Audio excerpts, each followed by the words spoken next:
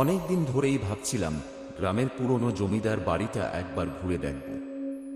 ছোটবেলায় দাদুর মুখে ওই বাড়ির অনেক গল্প শুনেছি, কত নাকি রহস্য লুকিয়ে আছে ওর আনাচে কানাচে। এখন আমি শহরের এক নামকরা কলেজের বাংলার অধ্যাপক। পুরনো স্থাপত্য আর লোককথার প্রতি আমার আকর্ষণ বরাবরের। তাই পুজোর ছুটিতে সোজা চলে এলাম আমাদের সেই ছোট্ট গ্রাম মনোহরপুরে। জমিদার বাড়িটা গ্রামের এক প্রান্তে বিশাল একটা দিঘির পাশে দাঁড়িয়ে আছে। কালের প্রকোপে তার আগের জৌলুস আর নেই। দেওয়ালের পলেস্তারা খসে পড়েছে, জানালার কাচ ভাঙা, আর চারপাশটা আগাছায় ভরা। তবুও একটা অদ্ভুত গাম্ভীর্য জড়িয়ে আছে বাড়িটাকে। দুপুরের খাওয়া সেরে একাই বেরিয়ে পড়লাম জমিদার বাড়ির উদ্দেশ্যে। গ্রামের লোকেরা বারণ করেছিল, বিশেষ করে সন্ধ্যের পর ওদিকে না যেতে। বলছিল ও বাড়িতে নাকি অশরীরী আত্মার আনাগোনা আছে। আমি এসবে খুব একটা বিশ্বাস করি না, তবে একটা অজানা কৌতূহল মনটাকে টানছিল। বাড়ির বিশাল লোহার গেটটা মরচে ধরে প্রায় অকেজো।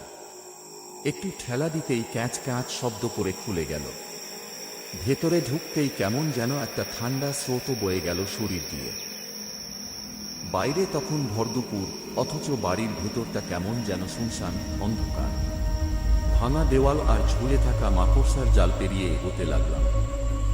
একটা বড় হল ঘরের মতো জায়গায় এসে পৌঁছলাম। এককালে হয়তো এখানে নাচ গানের আসর বসত। দেওয়ালে এখনো কয়েকটা অস্পষ্ট তৈলচিত্র ঝুলছে। হঠাৎ করেই যেন একটা অদ্ভুত সুর কানে এলো। খুব ক্ষীণ মিষ্টি একটা সুর, যেন কেউ অনেক দূর থেকে সেতার বাজাচ্ছে। অবাক হলাম, এই ভাঙা বাড়িতে কে সেতার বাজাবে? সুরটা অনুসরণ করে এগোতে লাগলাম। মনে হলো দোতলার কোনো ঘর থেকে আসছে। ভাঙা সিঁড়ি বেয়ে খুব সাবধানে ওপরে উঠলাম। দোতলার বারান্দাটা আরো বেশি ভয়ঙ্কর। কয়েকটা পায়রা ডানা ঝাপটে উড়ে গেল। সুরটা এখন আরো স্পষ্ট, একটা নির্দিষ্ট ঘরের দিক থেকে আসছে। দরজাটা ভেজানো ছিল। একটু ইতস্তত করে দরজায় ধাক্কা দিলাম। ভেতর থেকে কোনো সাড়া এলো না। সাহস করে দরজাটা ঠেলে খুলতেই দেখি মাঝারি মাপের একটা ঘর।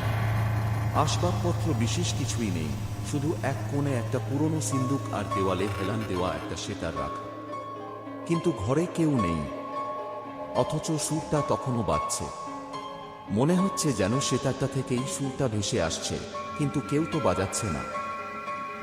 আমার বুকের ভেতরটা ধরাস ধরাস করতে লাগলো। এটা কি করে সম্ভব? হঠাৎ করেই সেতারের সুরটা আরো করুণ আর আর্তনাদ ভরা হয়ে উঠল। ঘরের তাপমাত্রা যেন হঠাৎ করেই অনেকটা কমে গেল। আমার নিঃশ্বাস নিতে কষ্ট হচ্ছে। মনে হলো কেউ যেন আমার ঘাড়ে ঠান্ডা হাত রেখেছে।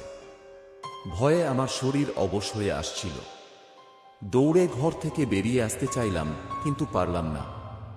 পা দুটো যেন মেঝের সাথে আটকে গেছে। সুরটা তখন আরো তীব্র, আরো হাহাকার ভরা। আমার চোখের সামনে ঘরের দেওয়ালগুলো যেন দুলে উঠল।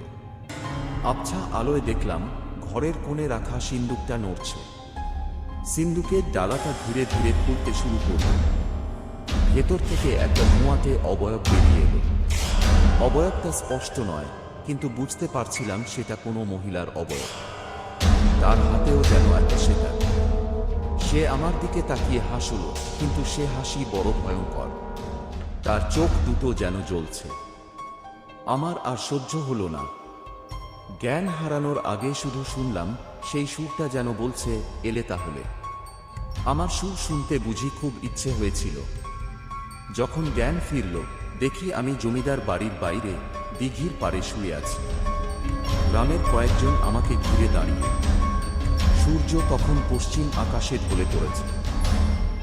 কি ঘটেছিল কিছুই স্পষ্ট মনে করতে পারছিলাম না।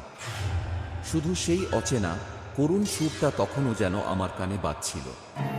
পরে গ্রামের বয়োজ্যেষ্ঠদের কাছে শুনেছিলাম ওই জমিদার বাড়ির এক মেয়ে নাকি খুব ভালো সেতার বাজাত। কোনো এক অজানা কারণে সে আত্মহত্যা করে। তারপর থেকেই নাকি ওই বাড়িতে তার অতৃপ্ত আত্মা ঘুরে বেড়ায়, আর মাঝে মাঝে তার সেতারের সুর শোনা যায়। যে সেই সুরের টানে ওই ঘরে যায়, তার নাকি ভয়ঙ্কর পরিণতি হয়।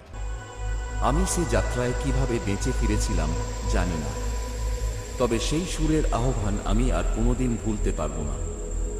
মনোহরপুরের সেই জমিদার বাড়ির দিকে তাকালেই আজও আমার বুকের ভেতরটা কেঁপে ওঠে। কিছু রহস্যের সমাধান না হওয়াই হয়তো ভালো, কারণ সব প্রশ্নের উত্তর জানার সাহস সবার থাকে না। আর কিছু দরজা একবার খুললে সেগুলো চিরকাল খোলা থেকেই যায়।